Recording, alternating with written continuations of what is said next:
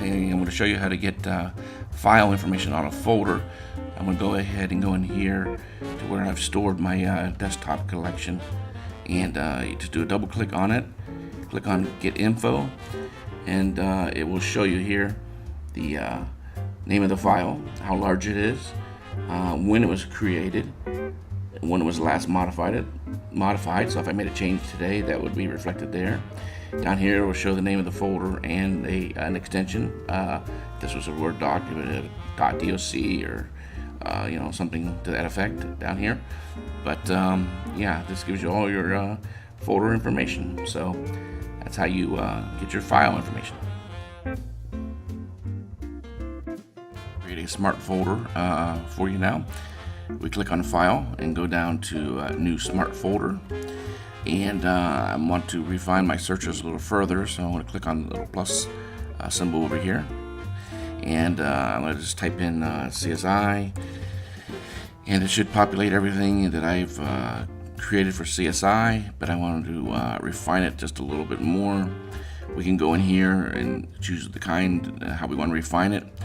I'm going to change it to created date, and within the last I can choose different days, yesterday, today, but I'm going to choose for the last month because that's how long I've been in the class.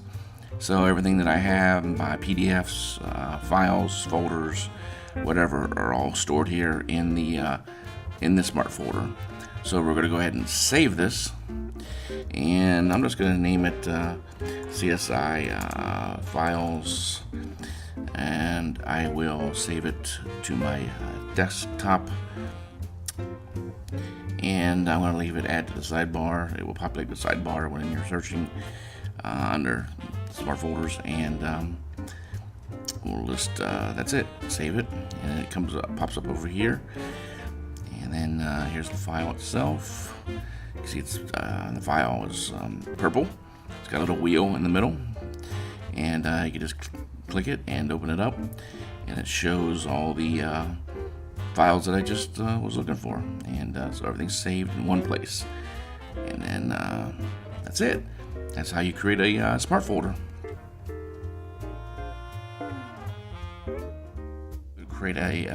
Make a stack for my CSI class. I'm going to drag this file, placing it in the right hand side of the divider in the dock. There it is. Now I can take my other folders up here and place them inside that folder.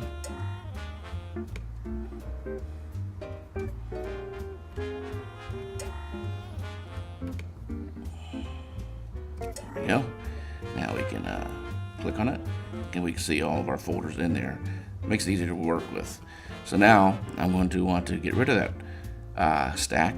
I'll just grab it and bring it up here to the dock and let go, and it goes away. That's how you create and delete a stack. Use the dock.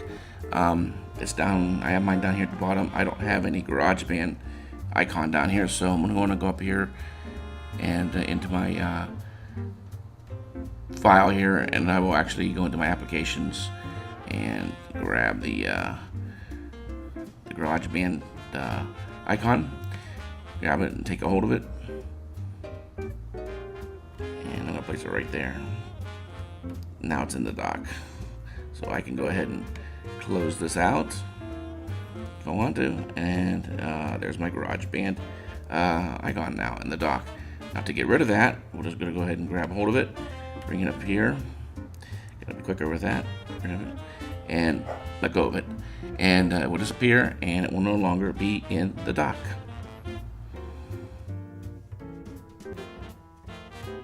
Now I'm going to show you how to use Force Quit.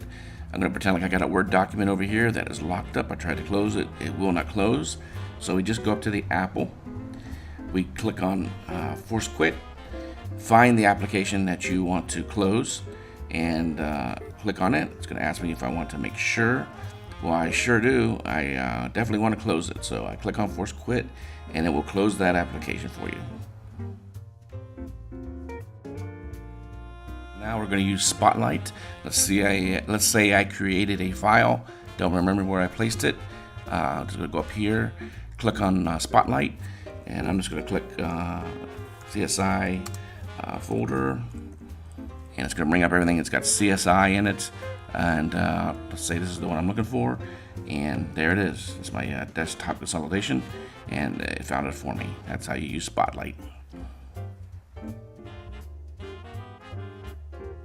I'll show you how to increase your Mac security. First thing you want to do is go up here to the Apple, click on that, and then click on System Preferences.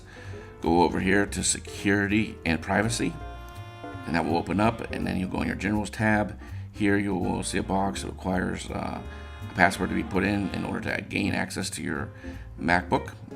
And then you have your firewall, which encrypts your files that are being saved. You have a firewall setting, you can turn that on or off. And you have a privacy setting, which you allow applications to use GPS to determine where you're located at. And you can use these steps to increase your privacy while using your Mac. We're going to go into our system preferences, click on the Apple, and then click on System Preferences. And here's where everything is running in the background or whatever that's operating your Mac system. You got your personal information, but you can set your screensaver and desktop settings there, security settings. You have your display settings, your energy savings settings. If you needed to set up a new mail account, you would do that under this tab. If you were setting up your network, you would do it under this tab. Anything Bluetooth, like your keyboard or trackpad, you click on the Bluetooth and have it sync up and find it.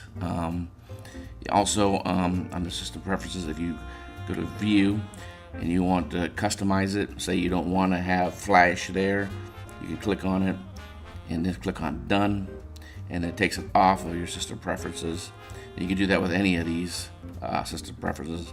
If you want it back, you just go back to View, do Customize, and click on it, and then do Done, and it will be back under your system preferences.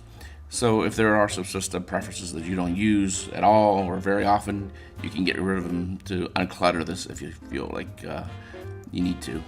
You can also have it parked in your dock and bring it up that way instead of going up to your to the Apple, and then you can click on the Control key and also go directly to where you want to go. If you want to go to time machine settings or whatever, it would just bring you right to that. So that's a quick tutorial on how to set up the time machine, and how to set up your system preferences. Thank you. Let's say you want to change your desktop picture.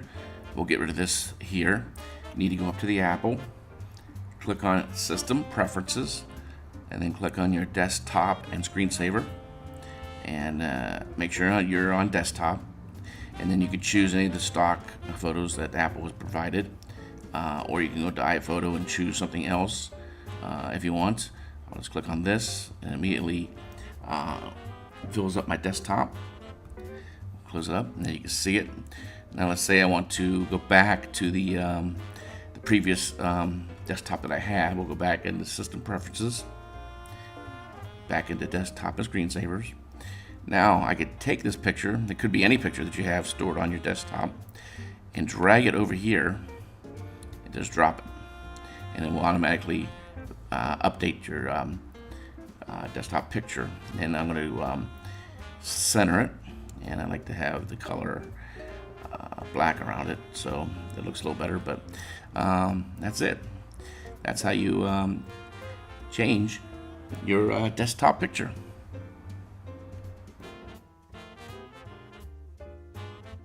Check out the energy saver options. Again, go up to the Apple, click on System Preferences, go to Energy Saver, and this is where you set up the different times if you want your computer to go to sleep or the display to go to sleep, under battery power or when you're plugged into the wall. So under battery power, if we want the computer to go to sleep after an hour, you set it there, or you just click on this and drag it. If you want it to 15 minutes, you just leave it there, wherever you want it to be at.